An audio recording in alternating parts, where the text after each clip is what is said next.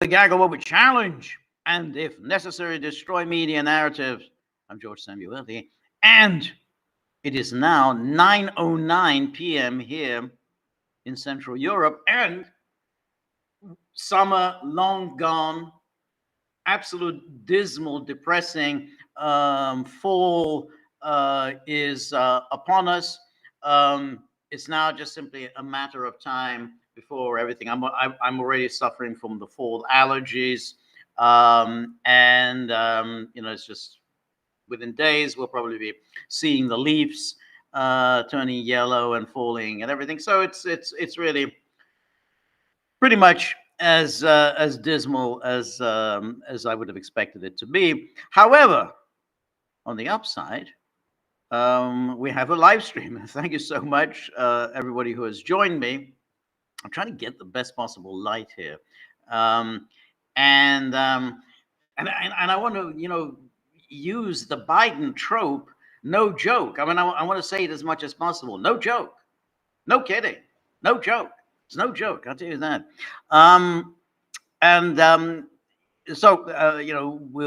We've got before we talk about the Democratic National Convention. I should remind everyone that today is August the 20th. Now, August the 20th is a very big deal for Hungarians. It's the day they celebrate the foundation of the Kingdom of Hungary.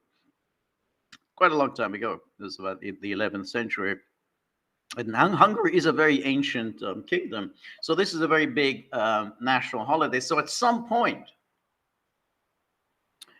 we may hear the fireworks, and we may hear all the thunder from the fireworks. Of course, it may just be lightning and thunder, because of course summer is over and we're now getting the lightning and thunder and rainfalls that attend the start of the fall. So whatever, but we might hear a lot of crashing and flashes of light and everything at some point. So just to give you a warning, this is August the 20th. So that's that's the order for now. And then of course later on today we're going to get the real heavyweights attending the Chicago convention, because the Obamas are scheduled to speak later tonight. That's that's really very important. I mean, I don't know how many media outlets I looked at today to talk about this really big day, because the Obamas are going to be speaking. So Shelley Northwest says, "Hi, Hungary." Yeah, I mean, it's you gotta always come together. Hungary is a very small country, but it's an extraordinarily proud country, and it's extraordinarily proud of its history. And it is something to remember that it is actually one of the most ancient nation states of Europe. It long predates the European nation states that we've come to know, like Spain, Germany, Italy. So it's it's very proud. But Hungarians have also been conquered and crushed by a number of states, and that's also something the Hungarians haven't forgotten. They haven't not forgotten what the Turks did to them, and certainly they have not forgotten what the Austrians did. And so, but the Turks, that's the one that's a particularly sore point. Even though Hungary under Orban maintains rather good relations with Erdogan's Turkey, just as it maintains good relations with Russia, even though the communist era is also a very sore point here in Hungary. But anyway, the DNC was something quite quite obnoxious. I don't know if people watched it. I only saw bits of it, and then of course I read the uh, accounts. But Biden's speech was something else because again he did his whole angry old man routine, very very angry, as he launched into these tirades against Trump, and he recycled all of those lies that he has been recycling since forever. So out came the old lie about the Trump saying that the fascists were very fine people. I don't know how many times. I mean, it's on YouTube. You can see what Trump actually said. He said so there were fine people on both sides on the issue of taking down the statue of General Lee. But then he immediately said, but that of course doesn't apply to the neo-Nazis or the fascists or whatever he termed them. He said it there, it's like as soon as he said there were fine people on both sides, he said, but that doesn't apply to the fascists. So out he comes. I mean, that's been debunked even by Snopes. The Snopes is this fact-checking operation, and which actually said no, but it's a liberal fact-checking operation, and even they've said no, this is a lie. That Trump said fascists are very fine people, and then he came out again with that whole nonsense that that Trump called World War I veterans, the Americans who died in World War I, suckers and losers. Now, he might have said that he didn't, that getting involved in that war was a really stupid thing to do. Americans had no business getting involved in that war. It had nothing to do with the United States. It didn't affect American interests whatsoever. Wilson manipulated America into that war. But he didn't say that. And in any case, Trump would not say soldiers, ordinary soldiers, are suckers and losers. And the reason for that is that Trump is one of those civilians, or one of those civilians who has never himself served, who is in awe of the military. He shouldn't be, but nonetheless, he is in awe of the military, and so you can even see that that's why the military was so good at rolling him during his term in office, because he was so intimidated by them, with all their medals and their 3 stars and 4 stars and so on, that he was just in awe of them. The thing is that people think so ill of Trump that they're ready to believe the worst possible things about him, even though it's obviously goes against everything that we know about Trump. Because, as I say, we know that he is in awe of the military. He shouldn't be. I think the military, I think are by definition kind of dumb people.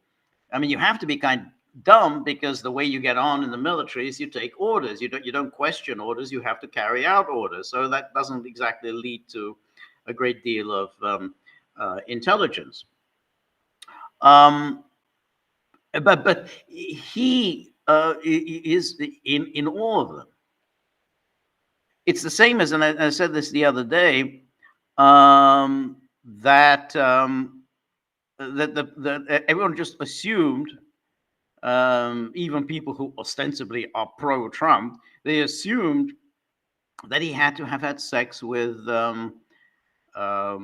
Stormy Daniels. Well, of course he had sex with Stormy Daniels, because that's the kind of thing Trump would do. I mean, Trump is such a sleazy, sordid character, so lacking any kind of morals, that that of course he would have sex with a porn star. I mean, that's exactly what you would expect from Trump. And then then you have to remind people, Trump is a germaphobe. He's a germaphobe. So he's very unlikely to have sex with a porn star, just as he would be very unlikely to be in a hotel room in Moscow getting peed on by prostitutes. I mean, this is a germaphobe. He's not going to do it. But because you have to believe the worst of Trump, so people believe absolutely absurd things about him.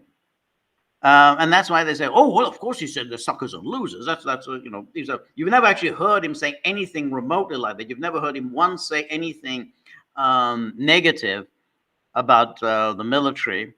But yeah, of course he said it. No one's ever heard him saying that. No one's come forward to say, yeah, I was there when he said it. But yeah, that's exactly the kind of thing he would say. But anyway, Biden out it came. And the whole of that speech was again this ridiculous tirade. And just as the Democrats all came out with this thing about how Trump, he would weaponize the Justice Department. He would use the Justice Department to go after his political enemies. You say, whoa. I mean, isn't that what we've just been witnessing for the past, I guess now, 3 years? The Biden administration using the Justice Department, using, incidentally, local state DAs to go after Trump. I mean, we know about Jack Smith's 2 cases, the one in Florida and then the one in DC. Those are the federal cases, but then you have the state cases, and it's clear that the Biden administration was obviously very heavily involved in both state cases, even though the media said, well, there's no evidence that the Biden administration had any role in the case in New York. No, there was no evidence at all, except that Matthew Colangelo, the number 3 person in the Justice Department, in the Biden Justice Department, number 3 person, so a very senior figure there, resigned and became an assistant DA in the Manhattan DA's office, and oversaw the prosecution. It wasn't that idiot Manhattan DA Alvin Bragg. He didn't do it. It was Matthew Colangelo. He delivered the opening statement. He delivered the concluding statement. He obviously was the mastermind. Now, a number 3 man in the Justice Department doesn't just resign and it goes off to become an assistant DA in the Manhattan DA's office. There's no evidence. No evidence. Trump is lying. He's lying. There's no evidence for this. So there's that. Then, of course, we also know about the Georgia case, and which again, plenty of evidence indicating that there was collaboration between Big Fannie Willis in Atlanta and the Biden White House. So again, oh God, he's going to weaponize the Justice Department. Imagine this, to have so little self-awareness that at one minute you're screaming and cackling with glee that Trump has all these legal problems ahead of him, and you're so happy that he's going to be convicted of this and convicted of that, and he's got this legal issue and that legal issue, and he's going to be bankrupted and whatever. And then the next minute, you say, well, he might use the justice system to go after his political enemies. I mean, how do you have these 2 ideas in your head and not even see the obvious contradiction there? So the other thing which was interesting about the Biden speech, no joke. This is no joke. I have to say, he was introduced by his daughter, and I thought that was pretty creepy. particularly as what we've learned from her diary. And again, that's pretty much been acknowledged that is her diary.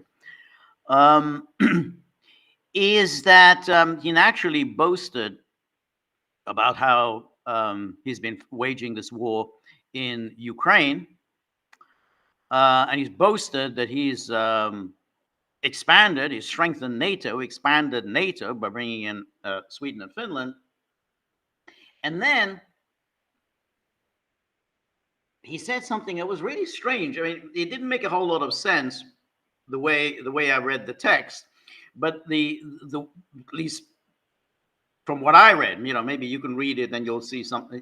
He says it in a different way, but the way I read it is he's saying that not since Napoleon have the Europeans felt as threatened by Russia. He said something like that. Again, he rambles and he's not very articulate. But it's very strange because you think, well, hold on a second. Napoleon invaded Russia. It was in its time that was quite a big invasion. He reached Moscow. He occupied Moscow. He burnt Moscow when he led the march out of Russia. Lost a lot of his Grand Armée in Russia, and then, of course, after Napoleon's defeat, Tsar Alexander I, of course, marched into Paris. But that came about because of Napoleon. Napoleon invaded Russia. Now, we then have the Crimean War.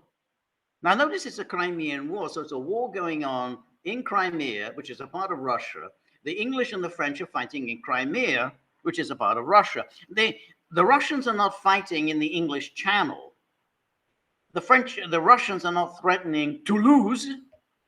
They're not threatening London, Marseille. No, it's the English and the French are fighting Russia in Crimea.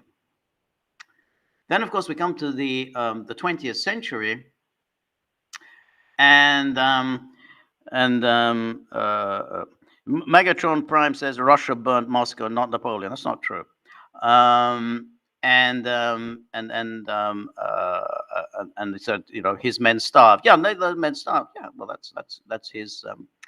That's Napoleon's problem. I mean, yeah, his men did starve. It was it was a foolhardy venture on Napoleon's part. And then Rojan said 450,000 of the Grande Armée lost. Yeah, it was terrible. I mean, it really. I mean, Napoleon's regarded as one of the great generals and one of the great men in history. And but these issues are very rarely brought up. That he brought absolute catastrophe to his own soldiers.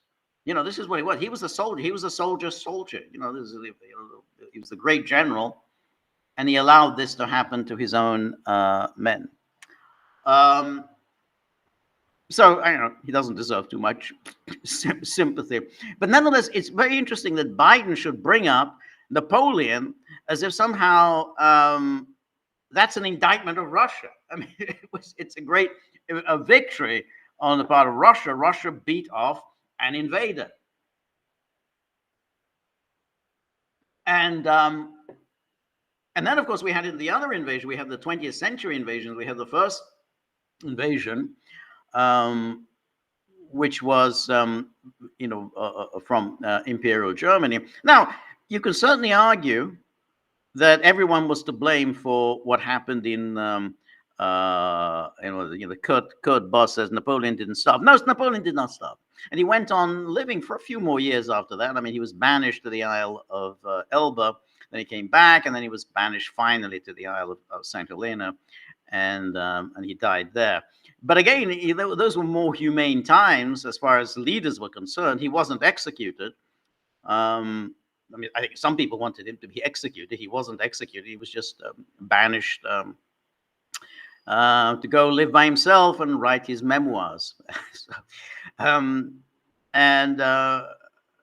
but now, just going back to World War One. I mean, World War One. Obviously, there was a lot of blame to go around, and certainly Nicholas should have avoided getting involved in that war.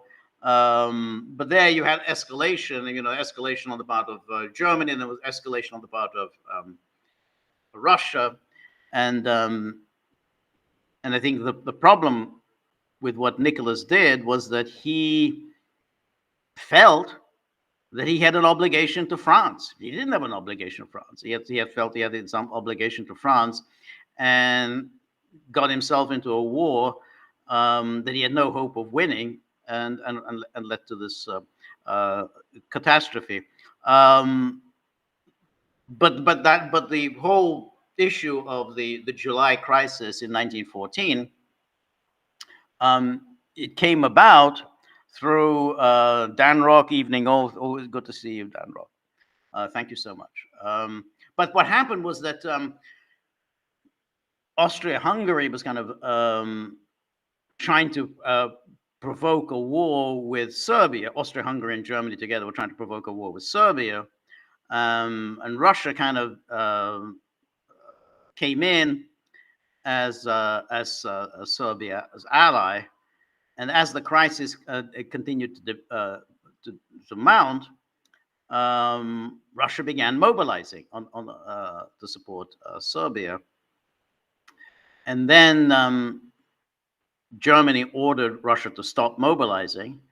Russia refused. Germany ordered Russia to stop mobilizing again.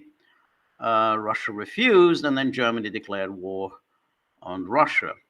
And then, of course, Germany attacked Russia.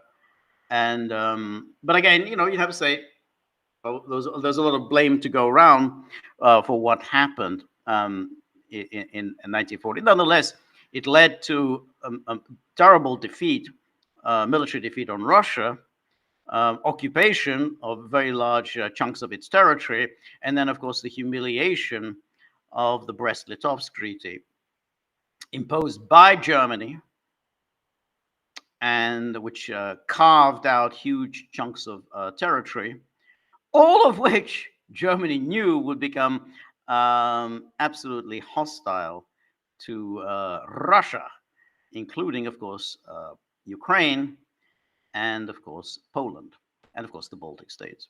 But anyway, but then of course you had the horrific invasion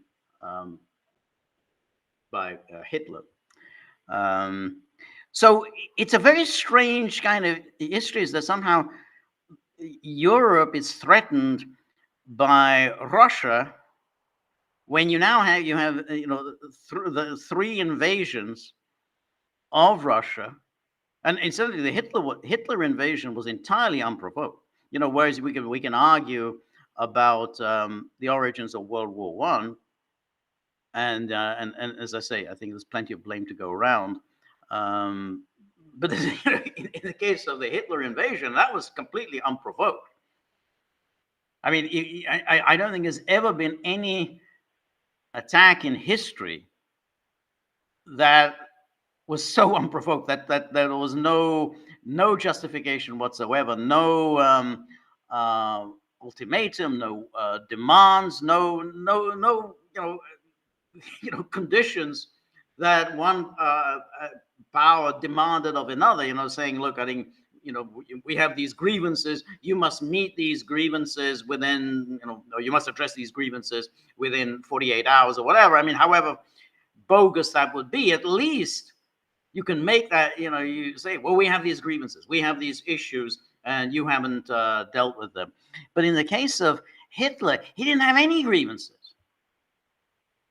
The Soviet Union had gone out of its way to to keep Hitler happy, so to avoid this attack.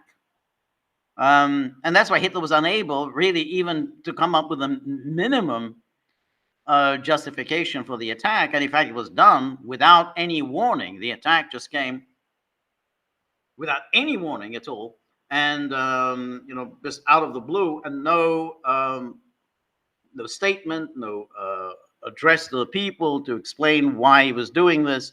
Nothing. For anyone to start talking about being threatened by Russia, when you say, okay, well, that's 3 invasions. Now, if we talk about NATO in Ukraine, which begins in 2014, and then we talk about the expansion of NATO into Ukraine, which is quite clearly a provocation,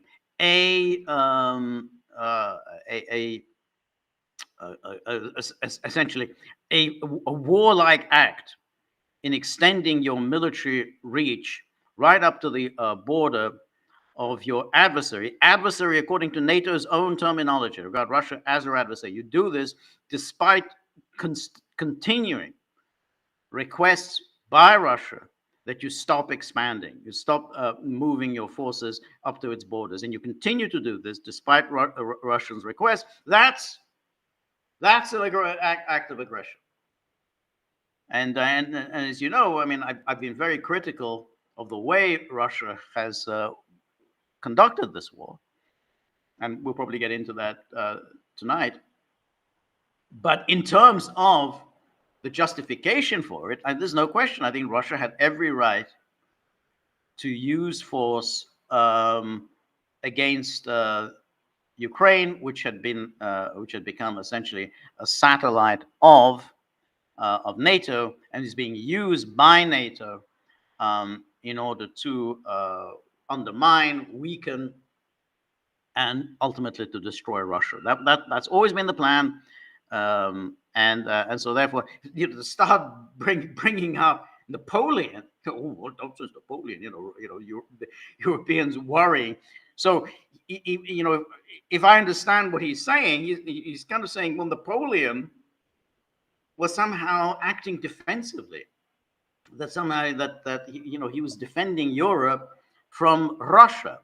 I mean, maybe Biden thinks Hitler was acting defensively. I mean, if you follow his logic, it sounds like everybody was acting defensively against Russia. Hitler, Napoleon, Wilhelm in Germany, everyone's just being defensive against Russia.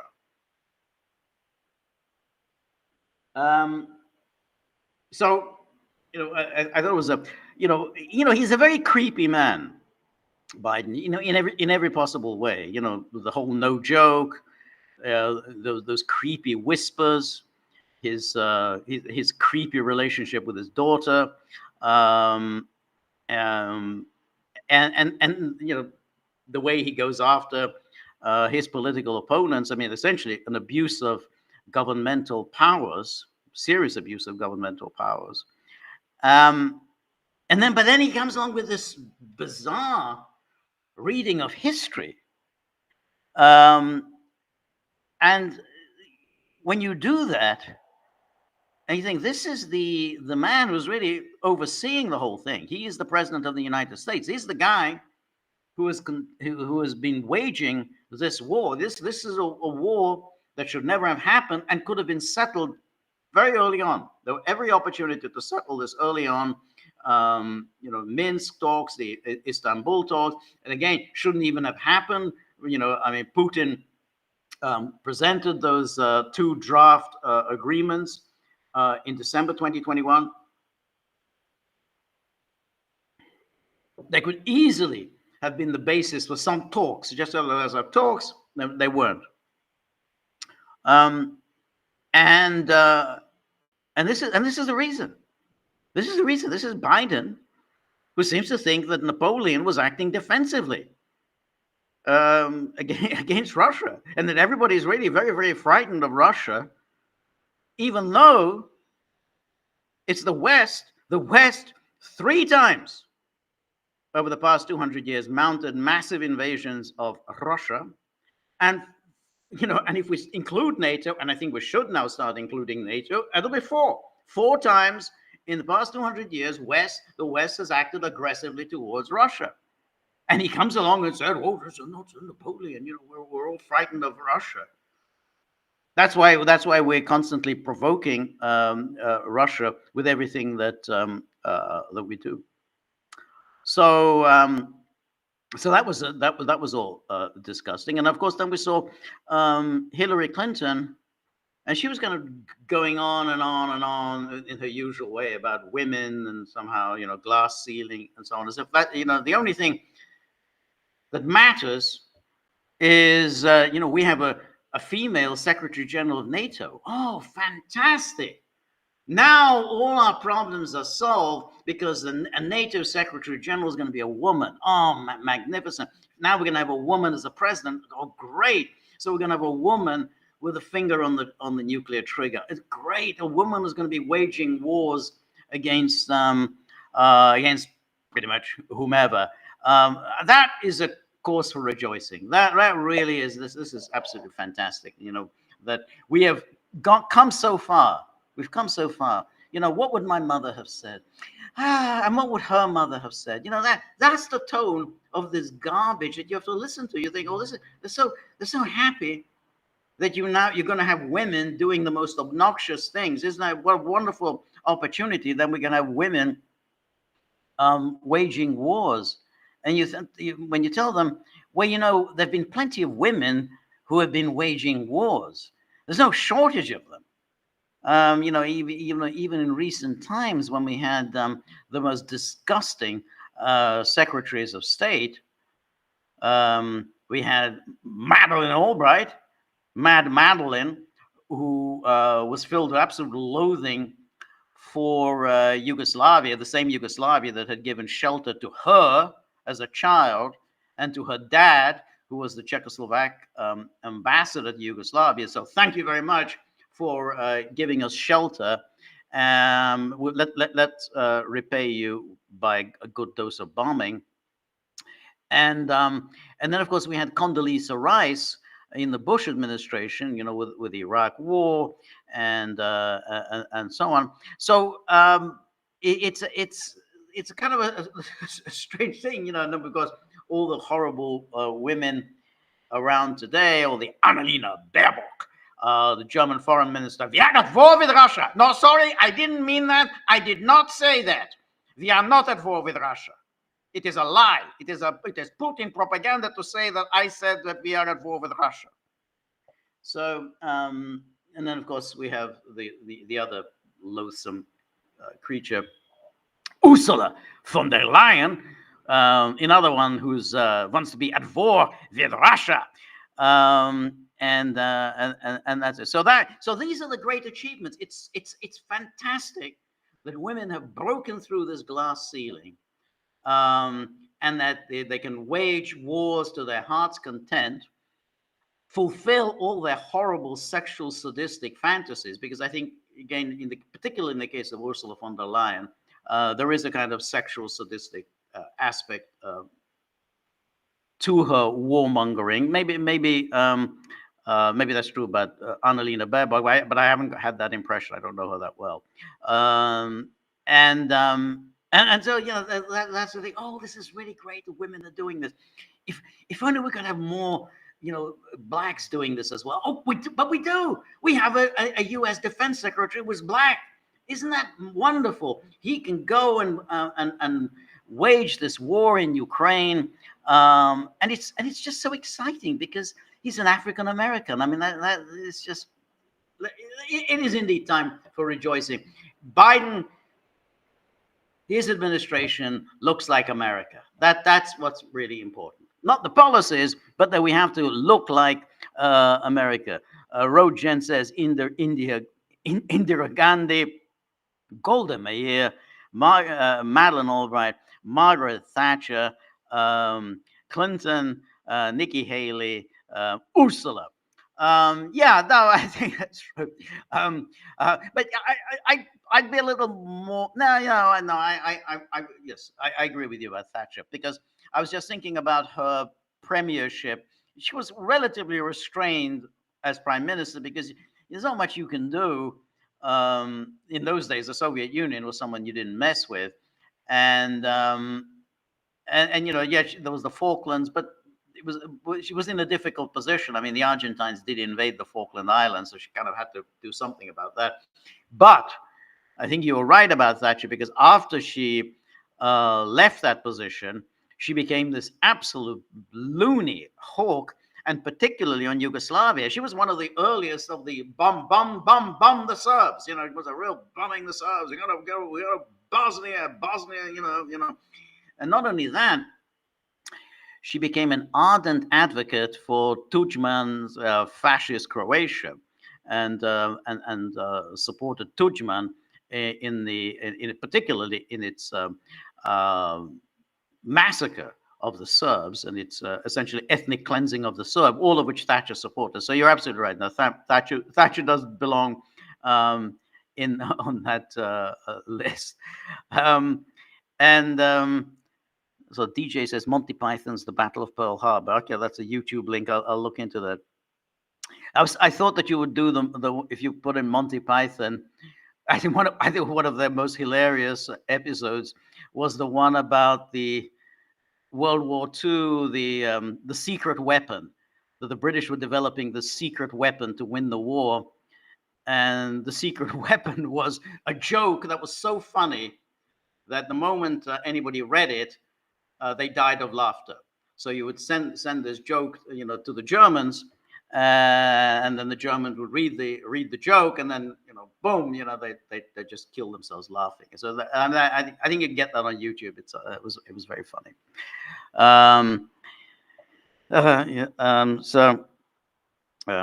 Road Gen says Thatcher gets way too much historical lenience. Yeah, I agree with that, and I think the reason for that is, well, partly domestically. I think the miners. The media did a real number on the miners' strike. They came to be wildly hated. They didn't do public relations terribly well. Arthur Scargill kind of easily allowed himself to become a kind of a demonic figure.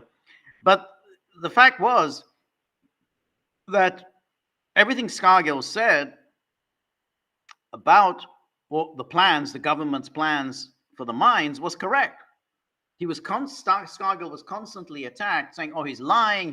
There are no plans for massive closure of pits. No, he's a liar. No. Well, of course they were. Absolutely. In fact, Scargill underestimated the extent of the pit closures that were in the works. But Thatcher provoked Scargill. She did it deliberately to provoke him into going to a strike, and then in order then to defeat him. The miners were much demonized, particularly Arthur Scargill, so that she gets credit for that. But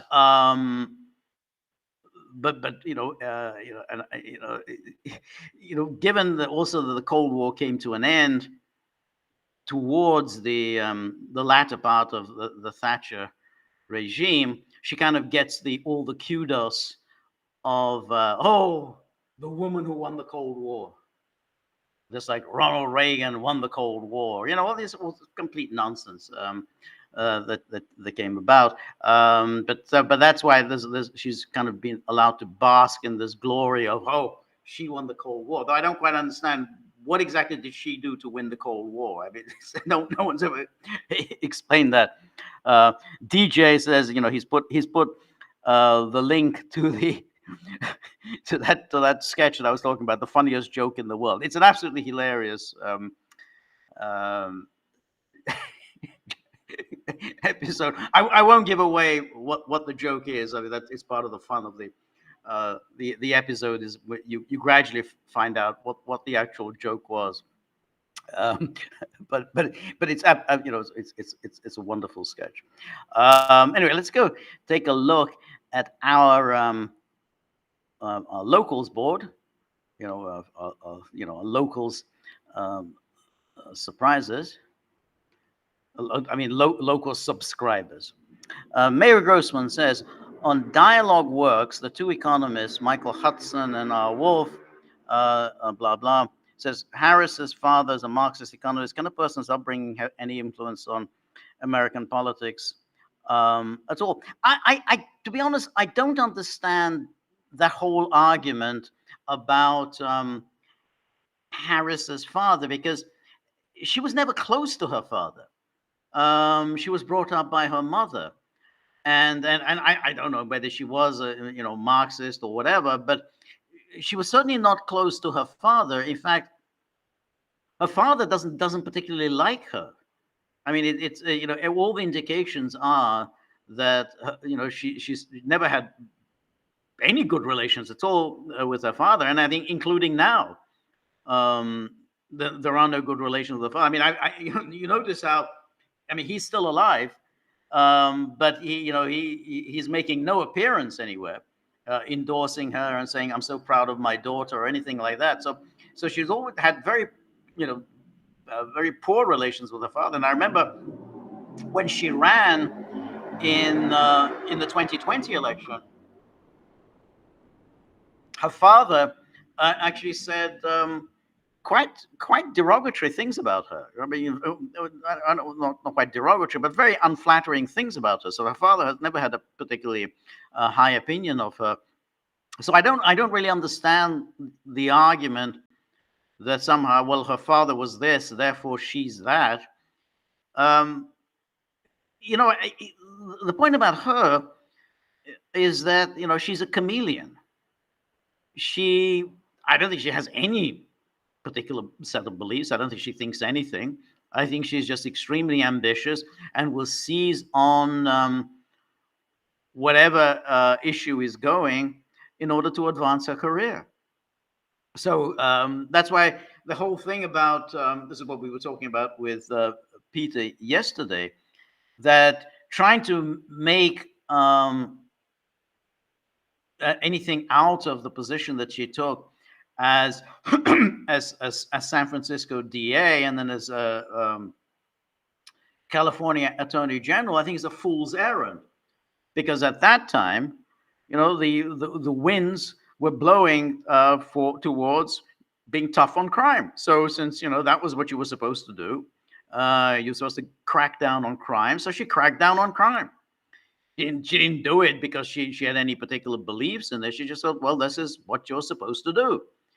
And that's why I don't think there's any purpose at all in trying to drag that up and say, oh, she's really very tough on crime. I mean, she's obviously going to drag that up. But of course, then she reversed herself. And when it ceased to be politically profitable to be tough on crime, she was actually a very liberal California Attorney General. And in fact, she was extraordinarily liberal on crime. Again, not because she had any real beliefs along those lines, but that's what you were supposed to do, and that's what she did. And as I said in our last live stream, I think it's an absolutely foolish. I can't even begin to express how idiotic it would be if the Republicans decided to go down the path of echoing Tulsi Gabbard's attack on her in those 2020 Democratic primaries, when Tulsi did that in order to win the party nomination. And she knew that the way you try to win the party nominations is by trying to appeal to the liberals in the party. And so she attacked her for being a tough, nasty DA who was locking up blacks. That's what you're supposed to do if you're trying to win the Democratic Party nomination. But if you start echoing that in the general election, it's suicide, because it plays right into her hands. And that's what she's trying to do now. She's trying to present herself as a really tough on crime, lock them up DA. That's how she put it. Oh, I was really, cracking down on the drug traffickers. You know, I was cracking down on the human traffickers. You know, I was cracking down on the gangland. You know, all this is what she's doing. So if you attack her on that, this absolutely plays into her to her strength. It wouldn't surprise me, though, knowing the sort of the dimwits that are around Trump, that they're going to try and pull that stunt of trying to show, oh, look, she was locking up blacks. I mean, if I always look with dread at the presence of that Trump's awful daughter, Ivanka, because she and her husband were really behind that whole two-step program or whatever it was called, the second chance or second step. I've forgotten the name of it. And it absolutely sank Trump. I mean, other things, of course, sank Trump as well, but that was just total political suicide for him. In the summer of 2020, when cities were burning, to start boasting about all the people that he was releasing from prison. It's like, oh, this is fantastic. And then attacking Biden for his 1994 crime bill, which is itself is so stupid. I mean, the whole idea of bringing up anything from 30 years ago is incredible political dumbness. Nobody cares what you did 30 years ago. But to bring that up and say, oh, he was responsible for the crime bill, and that was locking up black. And then you think that you're going to get the black vote. And lo and behold, Trump didn't get the black vote. Of course, he didn't get the black vote. He was never going to get the black vote. He's not going to get much in the black vote either, even this time around. You know, maybe he'll get 1 or 2% more than normal. But you can even look at the polls, and the polls are showing it's pretty much where Republicans usually are among blacks. I mean, Trump hasn't made those, that all of this talk we've heard about how Trump is making great strides among blacks and so on. It hasn't happened. It's not going to happen. It's just this is fundamentally built into the American political system that blacks are not going to vote for Republicans, and there are all sorts of reasons for it. But one of which is obviously that blacks in America are reliant upon government, and so Republicans who are seen to be against government and want to cut back on government, particularly cut back on any kinds of welfare programs and so on, they're not going to vote for them. I mean, that's I mean, of course there are black entrepreneurs and so on, and they will vote for Republicans. Yeah, that's it. Yeah, but it's a minority. But if you try to gear your election campaign around this will o' the wisp, winning over 1 or 2% more blacks, then I think you're committing political suicide, because you're losing your own base. And the way you win an election, and as the Democrats know very well, and they're very good at it, the way you win an election is you mobilize your base. You don't win it in this nonsense. Again, this is the conventional wisdom. Oh, you win it by heading towards the middle. Oh yeah, you've got to get the middle. That's it, the middle. That's where the election is. The soccer moms, or the suburban housewives, or whoever is the middle now. No, it isn't. You win an election, you mobilize your base. You get the people who support you, get them out, get them to turn out. You got to get them enthusiastic, and if you have a message that it has resonance, then you're going to get those people in the middle. Immigration is fortunately one of those issues that can get those people in the middle. The soccer moms or the suburban housewives. They may not like other things in your platform. Maybe they don't like the abortion or whatever. But you get them on immigration. They're afraid of it. That's something that if you think, well, what do they really care about? Well, they care about security. They care about safety. They care about their children not being threatened. And then they say, yeah, immigration, that's not something that we want. That puts us in danger. And so that's the what they don't care about, and is school choice. School choice is another one of those absolutely stupid issues Republicans always go with, and it absolutely antagonizes their own base. It's so dumb because their base, the Republicans' base, is obviously white middle class voters. White middle class voters do not care about school choice because they think school choice means that the schools, the good schools that they send their children to, are going to be ruined. They bring school choice, but they're going to have the worst people are going to be coming into their schools. Therefore, the quality of their schools will decline. Therefore, the children won't be getting the best education. Therefore, the children will not be able to get to the great colleges that they want to send their children to. So school choice is an absolute political killer. But Republicans always go down that path and always fall for that trap, which that middle class base absolutely hates school choice. Anyway, let's continue. And then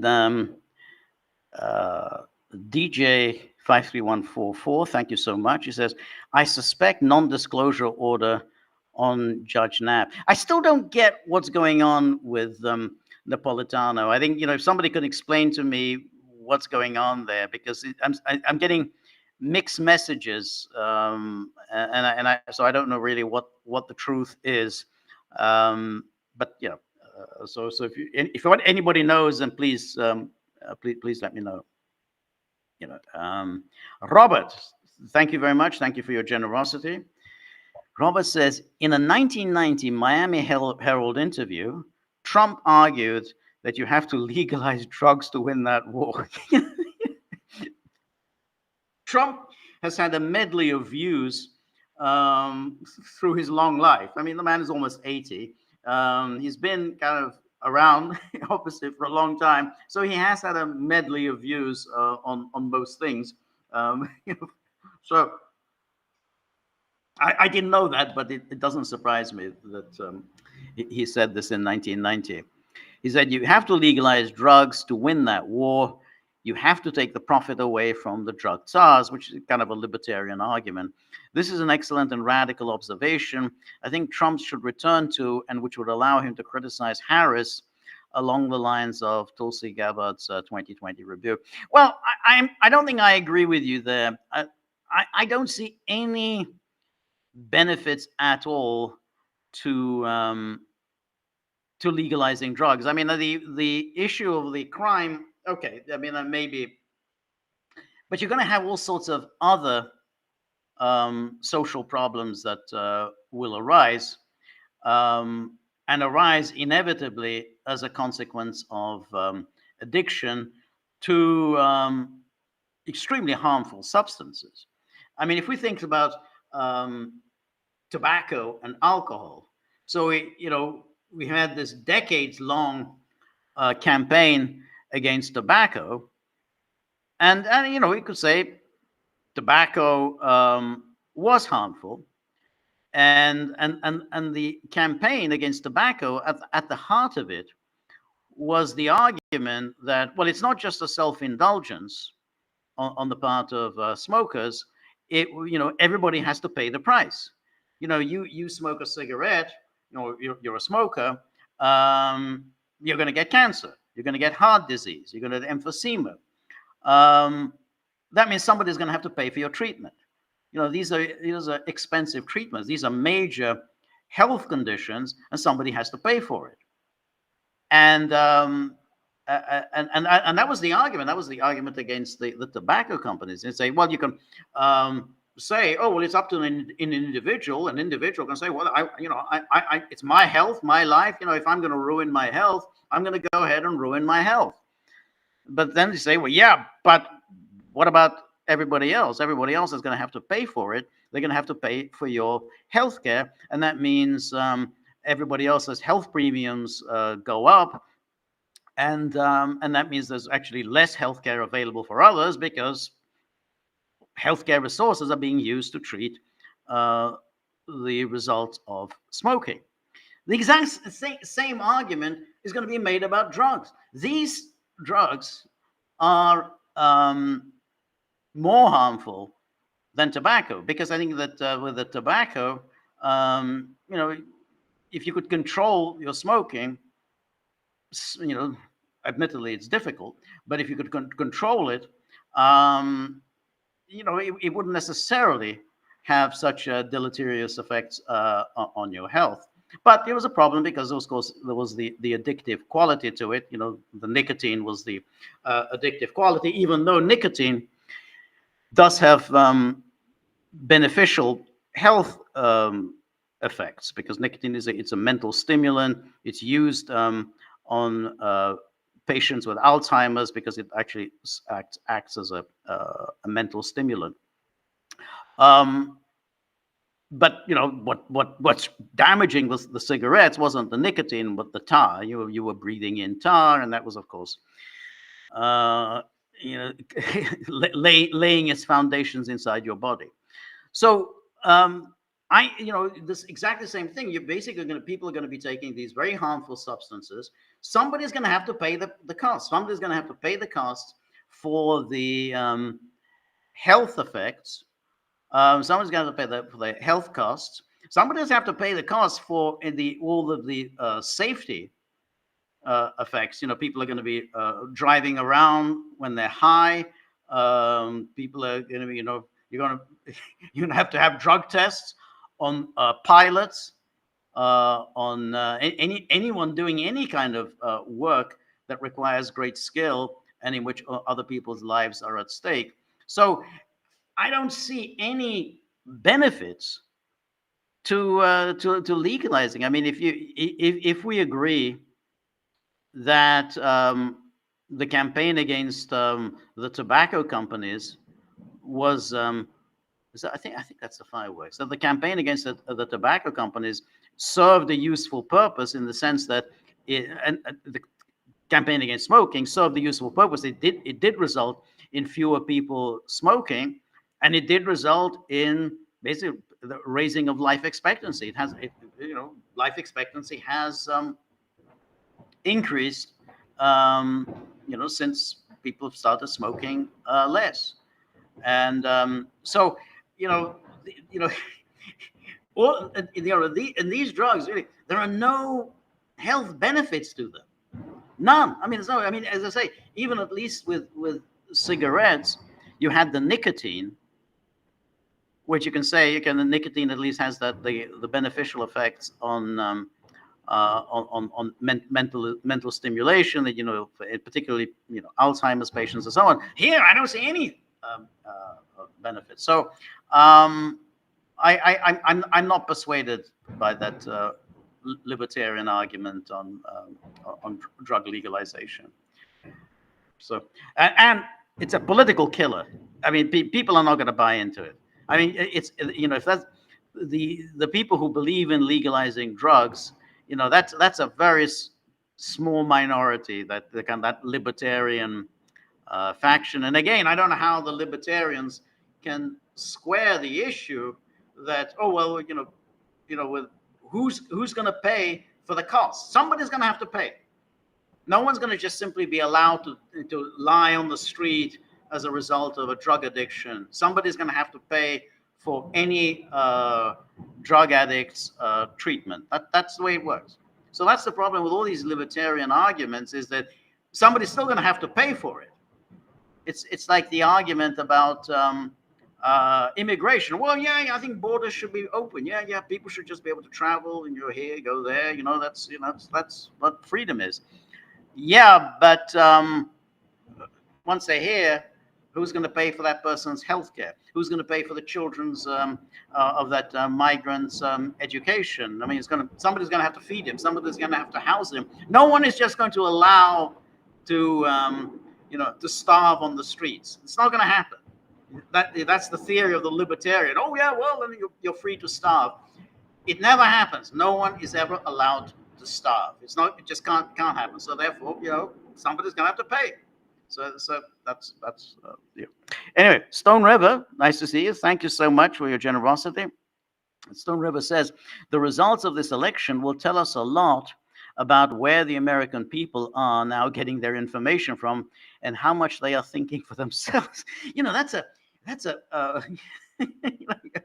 it will tell us a lot. I sometimes move from a kind of optimism and pessimism and then back again, because I tend to think that with all this expostulations about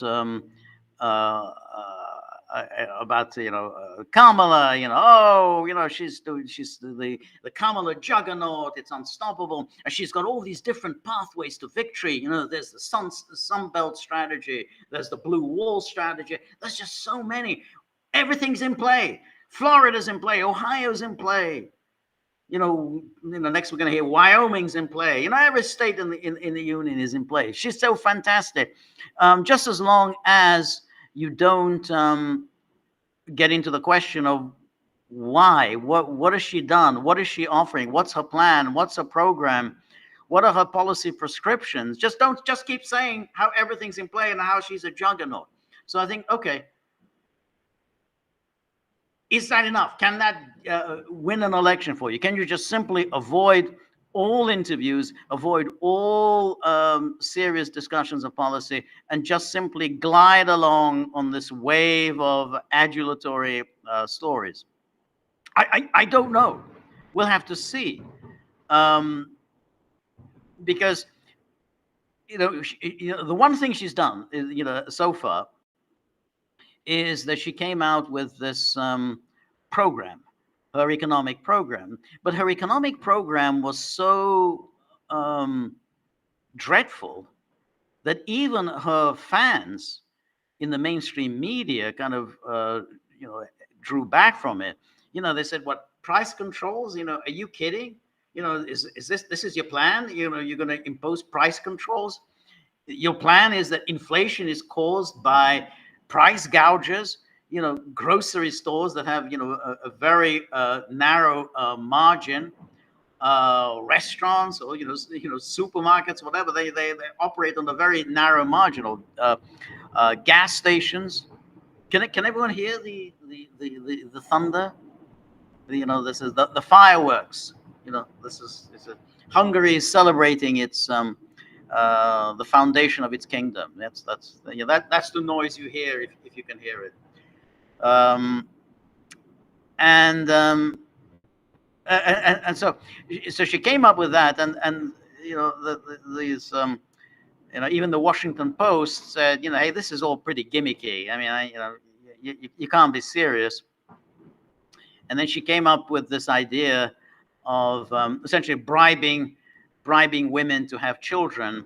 A really, really stupid idea, because that was the idea behind the aid to families with dependent children, which was a real disaster for America, because what happened is that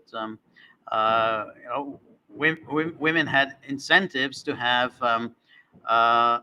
children and not to live with a man. So essentially to be married to the government. You have a child, you go to the government, they give you this money. Then you have another child, you go to the government, they give you this money, and then essentially you and the children become wards of the state. If you however get married or live with a man, with a boyfriend, then of course the government money dries up, because then the man is supposed to come up with the money. So of course that acted as an incentive not to marry and not to live with any man. And of course that just created the horrific welfare crisis in the United States. So that was the aid to families with dependent children program that was finally brought to an end in the 1990s.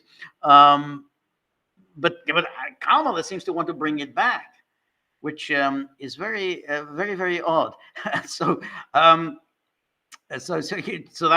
was another part of her program, and then the other part was like giving people a big lump sum to buy a house. So again, this is a continuation of that idiotic policy from the 1990s by Bill Clinton, and then of course by George W. Bush, which was encouraging home ownership. You know, that, oh, we're going to have home ownership. Oh, we're going to have home owning democracy. That was the buzzword. You know, we're going to have a home owning democracy. But of course, what happened was that you were encouraging people to buy homes who couldn't afford these homes. They couldn't afford the mortgages, and of course, it became obvious quite early on that you were creating a housing bubble, and that people will not be able to pay for their mortgages. So you got a lot of houses, a lot of mortgagees, and of course, as what happens with bubbles, you know, they are going to burst. And then when they burst, then you know, there's going to be a lot of pain all around. But what she's advocating is, you know, is just creating another housing bubble by kind of, you know, creating a kind of perverse incentive for people to become homeowners who wouldn't be able to afford the mortgage payments. Anyway, so it was a strange economic plan, which leads me to think that she's not going to do any more of these plans, because this one, her first rollout, ended in a fiasco. And so, you know, quickly, you know, let's scrap that, forget all of that, and let's go back to the wonderful, wonderful, glorious Kamala. Joy, joy, joy. Obama, Michelle. Oh, you know, let's all hug one another, and let's see if we can just simply glide along through to November. So I think she's not going to do too many programs or plans or anything else, because I think she's going to get trashed when she does so. Just as I mean, it seems like there are going to be two debates. I mean, the bit between Trump and Kamala. I mean, two debates. I don't know, but that's at least there's going to be two. She said no to a third debate on Fox News. She, you know, I tend to think that she may be not a bad debater. I don't know. I haven't seen her, but it's possible that you know, you don't have to be that smart to be an effective debater. You just have to repeat your talking points. Just keep repeating your talking points. As long as people have got the talking points straight, that could work for you. And I think that's why you know, I think she'll do okay, because you know, she might well be able to focus on her talking points, while Trump may just simply start wandering and rambling off the reservation. I don't know, but she may well do quite well in those two debates, and then the real question is, well, what happens then? And I think it goes back to your question. Well, how do people get their information from? It's a very good question, because I think this economic plan will soon be forgotten. I mean, there'll be people, conservatives, who are going to talk about her economic plan, but the mainstream media will drop it, because they saw, hey, you know, this was her first rollout. It was a fiasco. Let's no more rollouts. So she may kind of give a foreign policy speech, because when it comes to foreign policy, you can just simply waffle, absolutely say nothing. You know, but you know, you just talk about America is the indispensable power. We are the greatest nation on earth. We are number one. We are the envy of the world.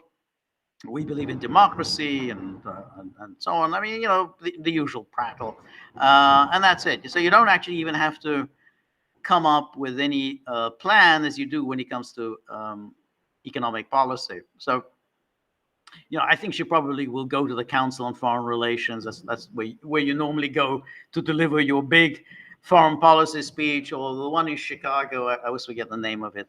Council on Foreign Affairs or something like that. So either that or the New York Council on Foreign Relations. Talk waffle. That's it. So then the question is still, will that do it? Will it work? Essentially, say nothing, do nothing, make as few appearances as possible, enjoy the protection of the mainstream media, and that gets you over the finish line. I don't know. I really, I have no idea whether it can work. So in my pessimistic moods, I tend to think that it will work. But on the other hand, I mean, there is still the aspect of it, which is, which I'm persuaded by to a certain extent, that you can't step in the same river twice. I mean, you can't do exactly what you did in 2020. I mean, because in a way, it's like everybody's already waiting for you to do that thing. So if you're going to try and do what happened to Biden, which is, lock him up, don't do any public appearances, just have a lot of positive media coverage, and of course, going together with the positive media coverage, you have to have extremely negative media coverage of Trump, and then you just do that, and that's clearly what's they're doing now, which is for every story about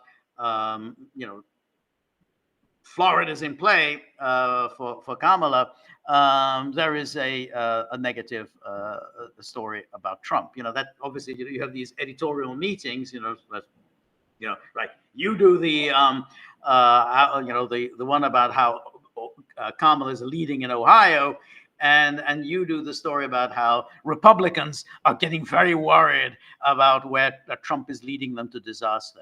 That's so you've always got that one. And women are very unhappy with Trump, and then Trump is really behind with women. Women, there's a real problem with women. That's a classic. Every election, how Republicans have problems with women, but never, of course, the story about Democrats have problems with men. Just for every whatever 17-point lead among for Democrats among women, yeah, but there's a 17-point lead for Republicans among men, but that never gets covered. You just have to say Republicans are having a problem with women. Anyway, so DJ says about all you need to apropos of Stone River's point about where people are getting their information from, and again, I mean, that is a very interesting question. Where are people getting their information from? I mean, I don't know, and it's a kind of an intriguing question, because you used to have a kind of a mainstream media, and obviously was always biased towards liberals. We knew this. We even long before the advent of the internet, everybody knew about the networks. The networks hated Nixon. The networks loved Kennedy. The mainstream New York Times, Washington Post, again, they didn't like Reagan. They obviously their sympathies were for the Democrats. I mean, I think they even endorsed George McGovern in 1972. But nonetheless, you still thought of the New York Times and Washington Post that, for all of their obvious bias, you still had a kind of news pages and editorial pages. So yeah, you got the editorial pages. You knew what was there, and then, but in the news pages, you got news, more or less. Whatever those still obviously the biases of the reporters, but you got a certain amount of news. But now you don't really have that anymore. That's kind of interesting. That where do you now go for your news? Because you're not going to. There's the news pages of the New York Times and the Washington Post are really now indistinguishable from the editorial pages, because every reporter is essentially editorializing. You can't get through any report on anything without having to endure the opinions of the reporter. I mean, it's like everything they say. Trump said this, but of course Trump was lying because of blah blah blah. There's never just a report. Can you just tell me what Trump said? I don't need you to tell me that he's lying. But so everything now is just it's become editorial. So therefore, there isn't really any kind of authoritative news source. And once there isn't that, then it is question, where do you go to get your news? no point in going to the New York Times, no point in going to Washington Post. So therefore, where are you going to get your news? And maybe that's it. Maybe there isn't any longer anyone. No, everyone's sort of abandoned any sense that there's some news and any sense incidentally of objective reality, which it kind of itself is rather interesting. That we've abandoned any idea that there is such a thing as any objective reality. So that's anyway. Mary Grossman says, "I'm allergic to codeine, but always ask why. I didn't realize it was addictive and an opioid." Yeah, that's right. I was told doctors get a percentage from prescribing drugs. Yeah, I think that's right. I think that. I mean, I don't know whether it's exactly that they're getting. I mean, I think that with the drug companies, I think they do recommend certain drugs, and then they push these drugs onto doctors, and then the doctors get a percentage. But I don't know exactly how that works. Because I think the doctors, I'm maybe I'm not sure how, but I think that doctors do have an incentive to prescribe certain drugs. Then DJ says the doctors are low on the totem pole. They receive visits from ex-cheerleaders, the one who get the money, and the trips are the leaders that hold the symposiums. Yeah, I think that's right. Anne Marie says, "Good evening, George and Gagglers. Very good to see you, Anne Marie. Always happy to see you. Always good to hear from Switzerland. It's really kind of nice. I think because I worry that we're not reaching into Switzerland. That we should be getting more reach in Switzerland. So I'm so happy that you're here. And thank you, George, for the great movie yesterday. Quite dark and nihilistic, I felt. I also liked very much the soundtrack. I agree. So the film we showed yesterday was The Conversation, which was Francis Ford Coppola's masterpiece from 1974. As you say, it's a very dark movie with a real twist in the end. I mean, we're watching one movie, and then it turns out we're kind of watching something else.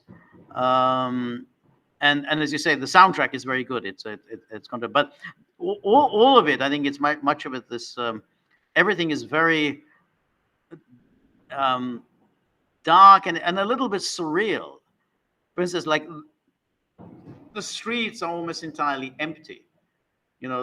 Houses are almost entirely empty. He goes into this big office building, this corporate office building, and it's completely empty. There's nobody there. So it's very strong on atmosphere, and in a way, even the ending is somewhat ambiguous. I mean, we think we know what happened in the end, but it's left up in the air. We simply don't know exactly how it was played, but it's but as a thriller, it's a really moody, very dark, and I think it's one of the best of the 1970s movies. I mean, there's obviously now a big cult of the American films of the 1970s, and I think some of them really were excellent. Some of them I think were not very good, and I think they've been somewhat exaggerated. Just because they were made in the 1970s, they must be very good. I mean, films like Rollerball, I think, is really kind of stupid. And the Whole Nine Yards. I mean, so I just think they now hailed as great movies. I don't think they were great movies. They're kind of silly movies, but there were certain films I think were outstanding in the 1970s, and I think the Conversation was one of them. What's interesting is that Coppola never did anything like this again. I mean, he had a real talent for making a very dark thriller. The way Hitchcock obviously had a talent for making very dark thrillers, but he never went back to it. I mean, Hitchcock, over and over again, he made these dark thrillers. but Coppola didn't do that, and so it was kind of, he did a lot of other things, coming of age movies, musicals, but he kind of never went back to this. But I think this is absolutely recommend people to watch this. And again, Gene Hackman with playing very much against type. You know, we normally think of Hackman as a kind of exuberant extrovert type figure. You know, we saw him recently here, the Gaggle, with see this police sirens. Obviously, you know, somebody got hurt maybe in the when the fireworks. I don't know. But we saw Hackman playing Little Bill in Unforgiven, a very different part from this very introverted surveillance expert in yesterday's film. So again, it's up on the locals board. So please watch it. So it's free, and you know, you can absolutely enjoy it. So thank you, Anne Marie. And then Anne Marie says, and unfortunately, for some reason, I cannot leave my tip because again, for some reason, they won't accept my payment. I thought the problem had been sorted out. I wrote to them, and then I thought that then people said, oh, it's been sorted out, so it's been done. All right, then I'm going to write to them again because I thought it'd been done. You know, that they haven't been terribly responsive. They said we're looking into it. They said that, you know, that it's other people have had this problem. They're looking into it, but then I haven't heard any more. So anyway, thanks for letting me know. I'll write to I'll write to them again. Dan Rock, thank you so much. Thank you, appreciate that. Thank you for your generosity. Now, Robert says, journalist Richard Medhurst was just charged with terrorism upon returning to the UK, while Russia has just begun offering safe haven for people in Western countries, feeling increasingly ill at ease. How the scripts have flipped. Yeah, and that's you're absolutely right. And I, as I've said myself, you know, I'm very wary now of going to the UK, just very, very nervous about it, precisely for that, you know, the terrorism. The terrorism, you know, I don't know what it is. Was it because his refusal to cooperate with the agents? Because I think if they ask for your phone and your laptop, and you refuse to give them your phone and your laptop, then they can charge you with terrorism. And so I'm just wondering whether was that the issue, that he didn't hand over his. Let me see how loud it is. That's one loud celebration, so I'm not sure what it was with Richard Medhurst, whether it was because was something else that he'd been doing, or that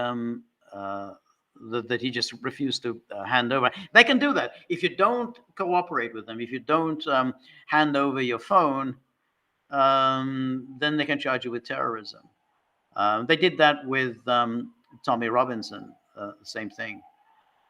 So the answer is, don't go with your laptop. Leave your laptop at home. So don't do that. Don't bring it into the UK. And don't go in with your phone, because they're going to go through your phone, through all your contacts, all your WhatsApp messages. So you're endangering everyone by going in with your phone. So you just buy yourself that wonderful phrase, burner phone. Get a burner phone, no information there whatsoever, and that's it. You know, because otherwise, if you don't hand over your things, you know, they could charge you with terrorism. Denrock says, have you read Levens Toward the Frame? Yes, I have. I think he's a good writer. Yeah, you know, he's a very good writer, and I think that his writings about the Napoleonic Wars are really good. And and he does it really from the Russian perspective. Normally they're written from the French perspective, but this is from the Russian perspective. And then, yeah, so Dan Rock asked also, was he actually charged and interrogated apropos of Richard Medhurst? Yeah. I tend to think, again, I may be wrong, but I tend to think that the terrorism thing comes about because he refused to hand over his computer and his phone. Anyway, Marty, thank you so much. Thank you for your generosity. Really appreciate it. And thank you all for for all your postings, Marty. It was always very good. So thank you so much. And W. Baker says, George, you've been studying history for a long, long time. Yeah, very, very long. That's what happens when life goes on for a very, very long time. Did you ever think you would see it so pedantically twisted? We're not talking about minutiae, but broad, historically accepted facts. Well, it's a kind of an interesting thing. I mean, things are very twisted because the propaganda machine is so relentless. We were sold really a bill of goods particularly about World War II. And then, of course, the World War II kind of seamlessly, without no one even noticed, the World War II just seamlessly moved into the Cold War. And then this whole story about, we are the great and the good, we are noble, our enemies are evil, and, we're always on the side of the angels, whereas they are working for Satan. That just became ingrained in our view of the world. And so you have, World War II, then you go to Cold War, so you get Nazi Germany now replaced by the Soviet Union, and people say, well, yeah, but hold it, wasn't it the Soviet Union who did all the heavy lifting? Yeah, that was forgotten. So now the Soviet Union is just the same as Nazi Germany. And then, of course, once then the Soviet Union is gone, then we're on to Russia, and then of course Russia. Well, that's just a continuation of the Soviet Union. So we're still on the side of the angels, and they are working for Satan. And it's very difficult to break through that. Very, very difficult. First of all, even to discuss seriously about the origins of World War II and whether that could and should have been avoided. That was absolutely insane that happened, that war happened. Again, leave aside the awfulness of the Hitler regime. That war still should have been avoided.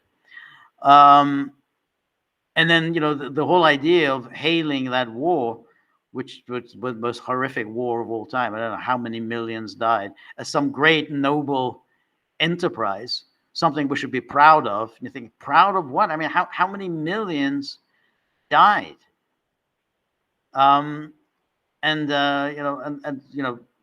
Europe, it destroyed Europe completely as any kind of a political entity, and then of course we're now, because we're on the side of the angels, we have to be fighting against Russia. So the historical record, it's very difficult to break through that, to show, well, that somehow we really aren't on the side of the angels. We're basically doing an awful lot of provoking these conflicts that lead to so much destruction. So every time we look at these wars, the thing that strikes us right away is that this war should never have happened. There were any number of opportunities that people with some common sense should have been able to stop. Again, the World War II, the Cold War as well. So it was easily doable that you could work something out that ensured the security of everybody in Europe, without militarizing Europe, once you militarize Europe, which is what NATO did, then the Soviet Union was obviously going to feel threatened. When they feel threatened, they're going to start cracking down and imposing a very harsh form of communism. That really wasn't part of the plan. I mean, again, we can argue about what really happened, but clearly the creation of NATO played a major part in the imposition of quite a nasty kind of communist regimes in Eastern Europe. And it was obvious even at the time. I mean, that people at the time said, "Hey, look, if you militarize Europe, which is NATO's raison d'être, you are going to get a reaction from the Soviet Union. They're not just going to sit still and watch this and not realize that this poses a threat to them." And of course, from the beginning, NATO posed a threat to the Soviet Union, just as NATO posed a threat to Russia. It was always seen as a threat. Again, we're going back to Napoleon, going back to Hitler. Always the threat is coming from the West. And Russia is always going to see this as a threat. So, yeah, broadly, how do we historically accepted facts? Well, I don't know. There's, the propaganda machine is very effective, and the media are now much more kind of organized, mobilized. Again, the mainstream media, in order to get a message across. Who are the good guys? Who are the bad guys? This is what you're supposed to think. Every single article you read now, that's what I was saying earlier. Every single article where the reporters express their opinions, they're all about, this is what you're supposed to think.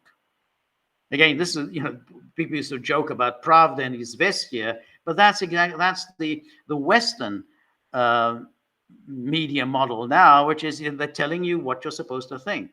You're supposed to hate so-and-so and love so-and-so. And that's it. And so so that's why that's what the propaganda machine. And does it work? I suppose it works. I mean, I think if propaganda didn't work, then people wouldn't try it. So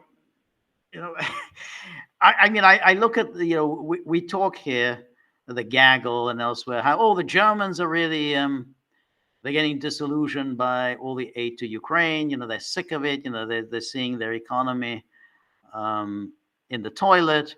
They're ceasing to be the economic superpower that they were.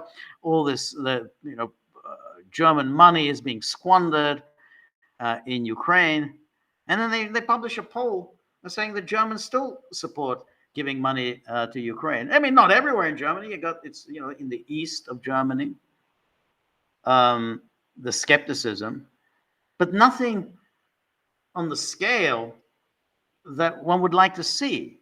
I would love to see absolute, 90% of the public saying, no more, ohne mich, no more money for Ukraine. Not 30, 40%. You want 90%. It's depressing. Anyway, Robert says, Pat Buchanan argues that Hitler wanted the USSR's natural resources, particularly its petroleum. Isn't it the same story today, where it's Western corporations which covet those resources and are using U.S. foreign policy, NATO, Ukraine, to get their hands on them? I think so. I mean, but I think the Buchanan's argument is that, but there's more to it than that, because what he said there is that Hitler had taken this this gamble with Poland. He had defeated Poland, but he now had this war with England and France that he hadn't really counted on. He thought that somehow they wouldn't go to war over Poland because it made no sense to him. And of course, it doesn't make any sense. So he didn't really think it would happen. Then, of course, he tried all sorts of ways to head off any potential threats from England and France. So, like the British planned to seize the iron ore in Sweden. He had to head that off. Then he saw that they would try to use the soft underbelly of Europe to attack Germany from the rear. So they would use Greece and Yugoslavia in order to attack Germany from there in the way that they did in World War I. So he had to move to cut that off, to cut the Hitler to cut that option off for the British. He then kind of moved, well, before that, but he moved against France. So he knocked France out. And then he thought, well, okay, now that France is out of the picture, the British will realize that it's stupid to go on fighting this war. So he kind of offered, a reasonable peace agreement. The British wouldn't accept it. So, Hitler really had a problem on his hands because he had this war. The British wouldn't let go. Britain obviously was a formidable naval power, much stronger as a naval power than Germany was, so they could, start imposing their blockades as they did in World War I. But the problem was that the Soviet Union was there to his east, and he was obviously growing from strength to strength. I mean, it was industrializing very rapidly. And within a few years, it would be a very strong, very formidable industrial, economic, and military power. And so therefore, and obviously, there's no love lost between the two, Nazi Germany and Soviet Russia. And that naturally, the British are going to cultivate the Soviet Union. They're going to try and come to the Soviet Union and say, hey, we need to be allies against Germany, just as they did in the run-up to World War I. We need to be allies against Germany. And by then, the problem wasn't so much Britain. I mean, Britain had limited powers. They couldn't really mount any kind of a land invasion of Europe. I mean, as I say, they had the naval power, but they still couldn't do much. But Soviet Union is a different case. So if Britain aligned with the Soviet Union, that would pose a serious problem. And within 3, 4, 5 years, Germany would be facing quite a serious problem. So what Hitler then did was he thought he would do a preemptive war, which is to attack the Soviet Union, knock it out completely as any kind of a formidable power, push the Soviet government far into the east. I mean, it wouldn't be totally defeated, and you can't occupy a huge landmass like that. But as long as you can take the European part of Russia, occupy that, occupy Moscow, occupy Leningrad, that at least addresses the immediate problem of a Soviet Union aligned with the British Empire. And I think that's what motivated Hitler to attack the Soviet Union. Now, obviously, once he launched this attack, he needed to figure out a way to to keep his men fed. So he obviously was going to steal all the grain, and all the agricultural produce, but he had to steal the oil, and he needed that oil to man the war machine. So if in peacetime, Germany had oil from Romania. That would have been okay. They were getting oil from Romania, but the problem was that once he embarked on this war against the Soviet Union, he really needed the oil. He needed oil badly for that war machine, and that's that was the cause of the big push towards the Caucasus and then the battle for Stalingrad. So I think the key wasn't so much the natural resources. So that's why I never really buy into these arguments that all wars are about natural resources, because there's no shortage of natural resources in the world. There's always natural resources. What there is a shortage of is security, is power. Power is very sort of limited. You either have power over someone else or you don't have power over someone else. You're either secure or you're not secure. But natural resources, there's so much of it, and even then. So I think that what motivated Hitler was to prevent this the Anglo-Soviet alliance against him, which was and there's a long tradition of that. I mean, the Germans have been obsessed with their vulnerability for a long time, ever since the 19th century. The belief that somehow Russia, this growing big major power, would align itself with France or with England against Germany, and that time was always running out for Germany. That's what motivated the rulers of Imperial Germany, and motivated, I think, Hitler. But in a slightly different way, but motivated both of them, and I think that's what triggered his attack. But nonetheless, as I said earlier, the attack itself was entirely unprovoked. I mean, everything that I'm saying here is purely on the level of theory.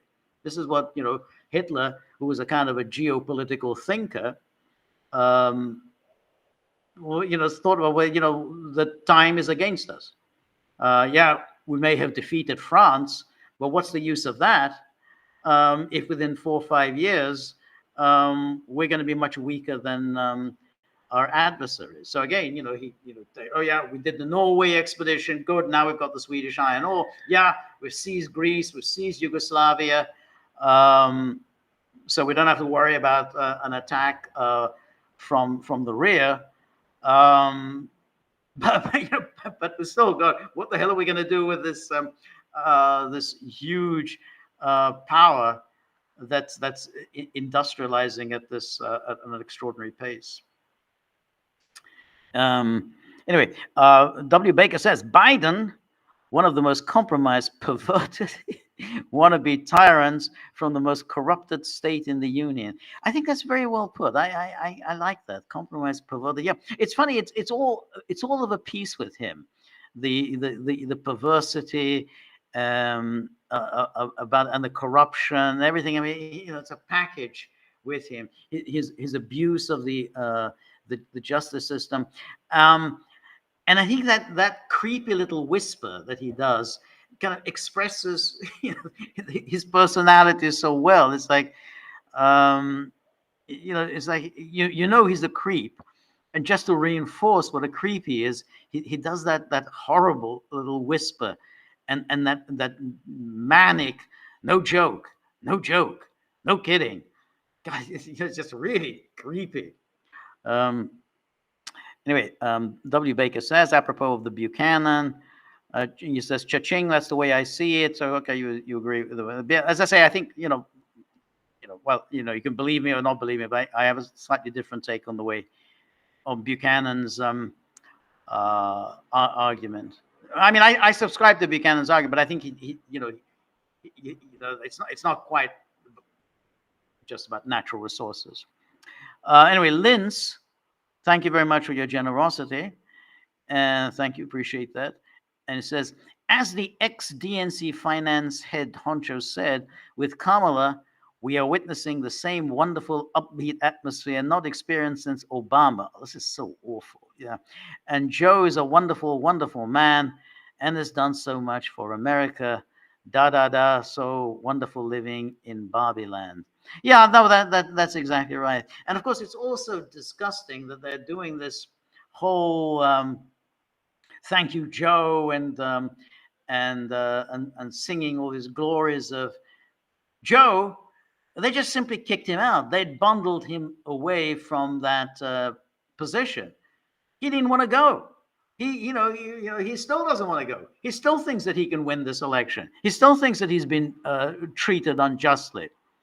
And then say, "Oh, thank you, Joe. Thank you, Joe." And here he is. He doesn't want to go. You're pushing him out of the door, and you say, "Oh, thank you, thank you." And just keep moving, keep moving. Thank you, thank you. We love you. Yeah, just a little bit faster. Can you move faster? I mean, they even humiliated him by putting him on so late. Now, that didn't come about through incompetence. These people who manage these conventions, they are pros. They don't just make, "Oh, look, I lost track of time. We're having so much fun." No. They did this to him deliberately because, they knew that his speeches are creepy, and they didn't want the country to hear it. Because it's basically, in the East Coast, it was already midnight. So he was speaking, it was already midnight on the East Coast when he was speaking. Now, you never put people on at midnight, let alone the President of the United States. You're not going to put him on at midnight. And then they did that as a humiliation, and they did that basically to conceal him and conceal his vegetative condition from the American public.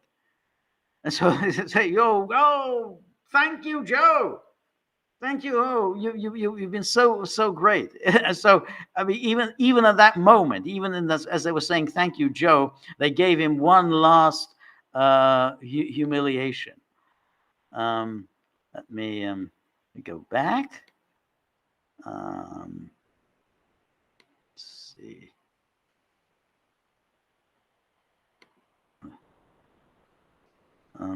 Let's go.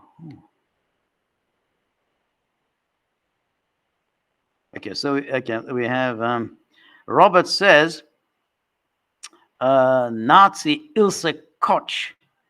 Koch is how you say it in American.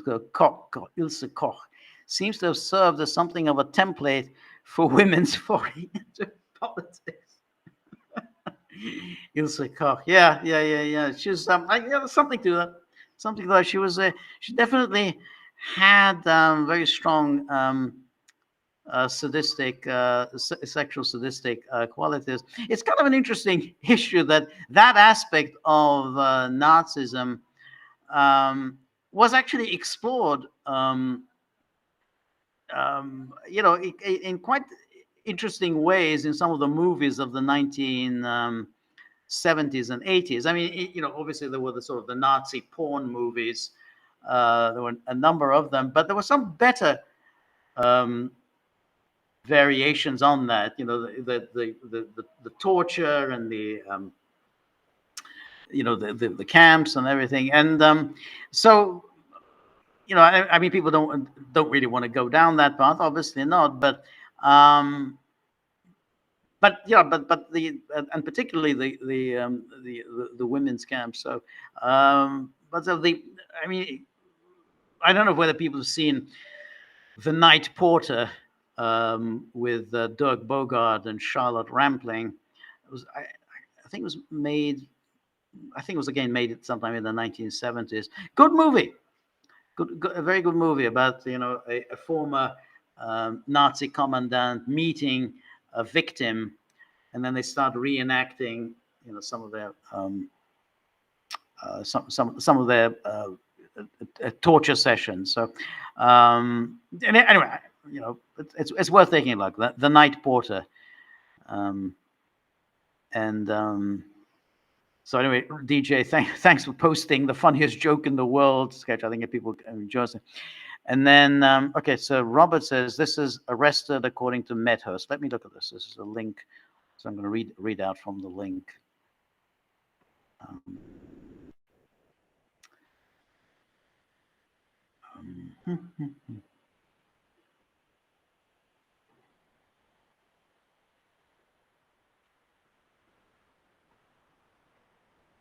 So Richard Medhurst says, "I was arrested at Heathrow Airport under the Terrorism Act, Section 12, because of my reporting. 6 police officers were waiting for me at the entrance of the aircraft. I was held for almost 24 hours and questioned. I believe I'm the first journalist to be arrested under this provision of the Terrorism Act. I feel that this is a political persecution and hampers my ability to work. So again, it's a little vague because he says they were waiting for him. So they were waiting for him, obviously, to interrogate him.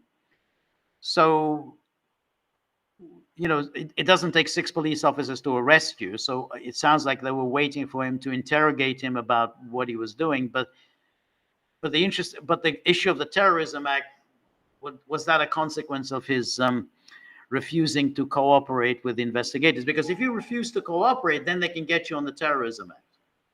If you don't cooperate, and they regard it as you're not cooperating. If you're not giving up your phone and your computer, then you're not cooperating. So I think you know, he talks a little at length, and we can't really listen to that now. But you know, obviously this is obviously very bad, but we're going to have to follow that more closely. But the moral of the story is, don't go to the UK. I mean, just for the time being, stay away. I mean, I'd like to say, oh, stay away while Keir Starmer is in charge, but I don't think it's a Labour Tory issue. I think it's the British government issue. I think they're both absolutely terrible and absolutely a threat to free speech, to journalism, free inquiry, and everything. And I don't think it makes any difference whether it's Starmer or the Conservatives. So yeah, it's quite ironic that it's Britain that we now have to absolutely avoid. Summer Petros says, prolonged Russian advances in the Donbass, incrementalism as a quantity all of its own, as Joseph Stalin might have said. Yeah, well, we'll see. I mean, it's taking a long time. Let's put it that way. It's not, that war isn't going to come to an end anytime soon. I mean, I think that's what we can say, that the thing of if only we take this town and that town, and the war is going to come to an. I don't think it's coming to an end anytime soon. I think, you know, so anyway, I think that it's going to be a grind, and the problem with the grind, as I've said many times before, is that it's very heavy on casualties. A lot of people are dying, and as long as the war continues, there are huge risks. All sorts of things can happen. You know, it's what Clausewitz said, and I've quoted him before. This is about the fog of war. We don't know. You know, as long as it's continuing, we simply have no idea all the unknowns. That's why I think that anyone who thinks that we can have a kind of linear war, oh, well, you grind, and eventually Russia wins, it's not going to happen that way. Because NATO knows that this is the way Russia wants to fight this war, so NATO is not going to fight the war that way. NATO is not going to play to Russia's strength. Now, what NATO is going to do, I mean, obviously that's a different issue, and that's but NATO, you know, like that was an example of how NATO can start thinking about other things, where, you know, like mounting an offensive inside Russia, making an attack, maybe in Belgorod, maybe it's an attack in Belarus, maybe the dirty bomb, maybe an attack on nuclear power. So there's a lot of things that can happen. One should never think that it's just going to be a kind of linear war of attrition, and that Russia's just simply going to win because NATO is just going to placidly accept war on those terms. I just, you know, think NATO's too cunning for that. Liz Truss, the one that got away, Marty says. Liz Truss, the one that got it's kind of hilarious. I mean, I can never get over it how Liz Truss kind of reinvented herself as a populist. She tried to say, oh, I think I'll go down the Nigel Farage. I'm going to be the female Nigel Farage. I mean, she's the absolute opposite of anything that populism is about. Oh, I think I'll be a populist. Anyway, Robert says, George, maybe you can try out the line, what can be unburdened by what has been. Oh, you know, when the hounds take you to task on the jar. Yeah, no, I think I like that. What can be unburdened by what has been. The problem with those hounds is that they don't have any taste for poetry. They, you know, they sort of listen to that and they say, well, what's that supposed to be? I mean, you know, I don't have any time for bad poetry, you know, bad lyrics. You know, I look for coins. You know, that's the position. I look for money. Is there money or isn't there money? You know, you're not going to fob me up with poetry. So they, you know, they're kind of very down to earth. You know, I've tried a variety of arguments with them, you know, but they're just not interested. They're the one thing is, you know, they just poke their nose into the jar. You know, they look and say this is awful. Obviously, it's my fault, and then they just go off. But I like it. What can be unburdened by what has been? You know, I know Buddy is going to take really.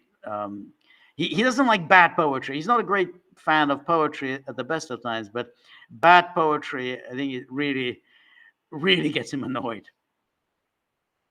And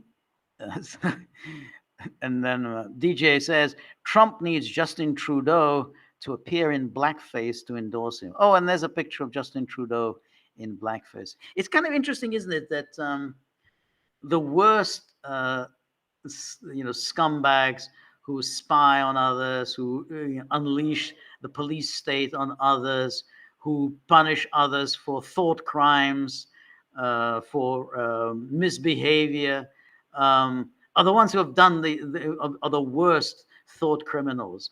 I mean, the things that he did with the black face, he thought that was fine. That was no problem there, even as he's cracking down on all sorts of people who would never do anything as crass as blackface. But you know, it's just it's so typical of creatures like that. Robert says the latest Polymarket data has 82 million betting Trump wins and 74 million Harris. Yeah, well, that's yeah. I mean, I think that,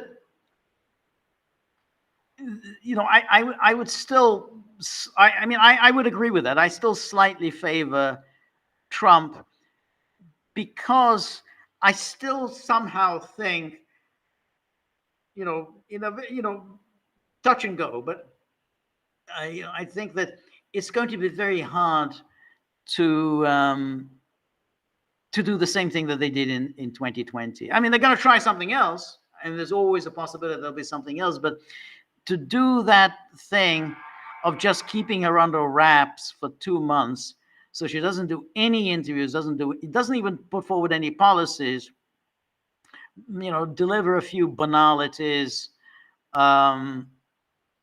It's hard to believe that can work. So that's why I think that, you know, maybe it's still slightly in favor of Trump. And yesterday, Trump was in Pennsylvania, and he gave a not bad speech. I mean, obviously, I think he's now listening to some advisors who are telling him, stop rambling for 2 hours. You know, just give a short, focused speech on economic policy or on immigration. Don't go on and on and on and on. The sort of people are getting bored. And so in Pennsylvania yesterday, he seemed, you know, he seemed much more focused and much shorter. You know, it was short for him. I mean, it was still about an hour, but not the usual 2-hour ramble. So if he does that, if he's becomes a little more focused, then I still think that the odds are slightly in his favor. But he's going to be, as I say, slightly in his favor. It's going to be a tight race, unfortunately. Anyway, let's see. So there was some. Anyway, Marty says, apropos of Richard Medhurst. So this is okay. This is Craig Murray. Let me link to that. I don't know what that. Okay. Let me see. I missed that. W. Baker says, apropos of Buchanan, World War II and resources, I see resource grabs as banking collateral as much more than first order energy requirements.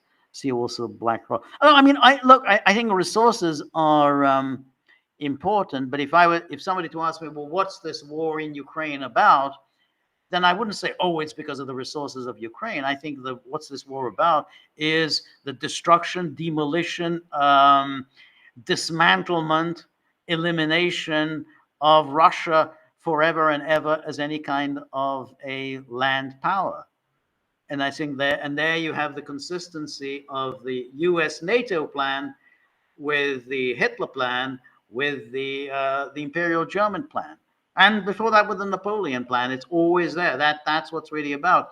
And so, yeah, obviously there are a lot of greedy people want to get their hands on Ukraine's resources. A lot of greedy people want to get their hands on Russia's resources. But the primary motive, what drives the foreign policy elites in NATO land, is exactly the same thing that drove the foreign policy elites in Hitler's Germany and in Imperial Germany, which is the elimination of this.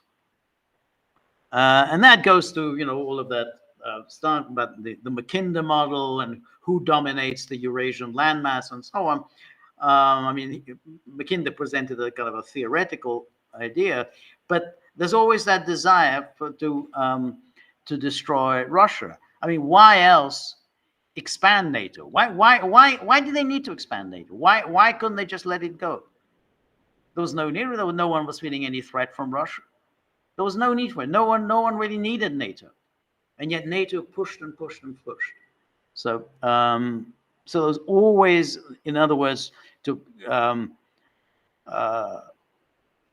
ultimately it was to provoke Russia. Either Russia ceases to be any kind of a power because it's surrounded by NATO states, or Russia is provoked into going to war, and it's going to be a difficult war for Russia to win, as has proved to be the case. And I think it was a provocation. It was a clear provocation of Russia. Anyway, let me just take a look finally on what Craig Murray has said about Richard Medhurst. So it says, we were waiting for, let's see, maybe I can, let's see if I can do this. Maybe I can, so people can share this this document. So I'm not just, and share. Let's see, can I share this? I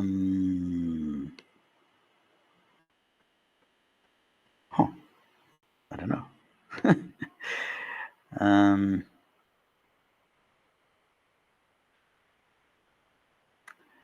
Let's see.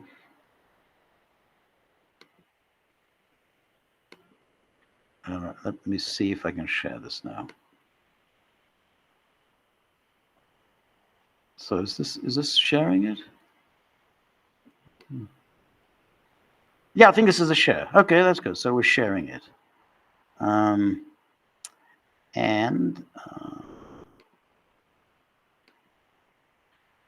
So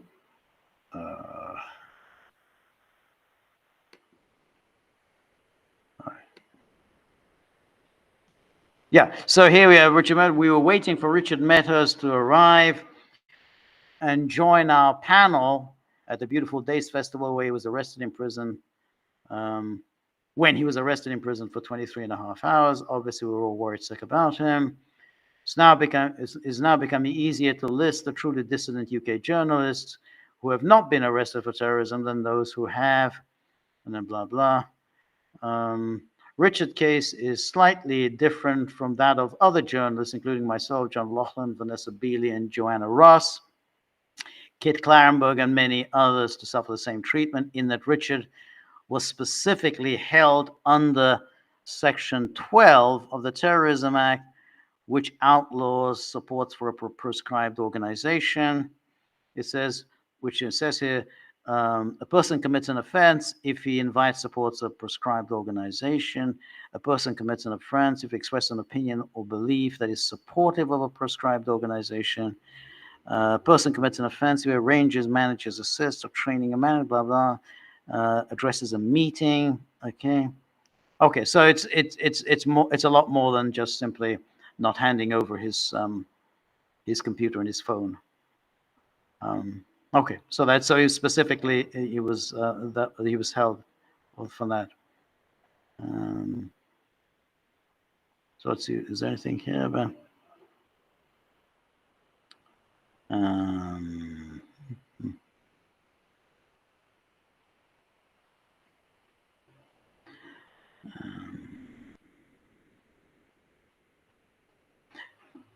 So it says here that, what is it? It puts it nicely here. The UK is plainly not a safe place for political dissidents. The reason for this galloping authoritarianism is, of course, panic by the political class that they have lost popular consent, particularly for Zionism, in view of the appalling genocide in plain view, blah, blah. Okay. All right. And then the rest is about his blog. Well, I think that it's a clear. I mean, the crackdown is clearly manifested, in all sorts of different ways. I think he's wrong just simply to say it's about Zionism. Zionism is, a part of it, and so on. So I don't think that's that's a little oversimplified just to say it's about that. But yeah, I mean, that's serious. I don't know what is the prescribed organization. So he doesn't say here. Well, which proscribed organization is he accused of supporting? Is it Hamas or is Hezbollah? I don't know. But anyway. So, but it's not at all good. DJ says you are looking like General Jack T from Strangelove when you try to share. Wow, Jack T, a ripper. Yeah, all I need is the big cigar. Kubrick did that very cleverly. He shot Ripper's face from below, so that cigar that he was smoking was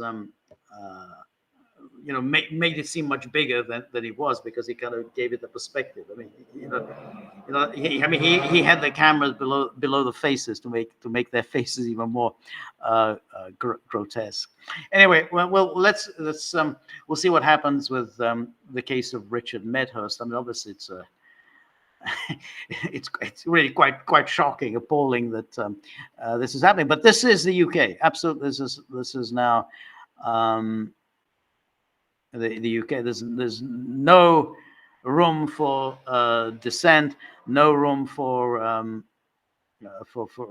any serious political debate. So, but as I say, absolutely, all advice to everyone.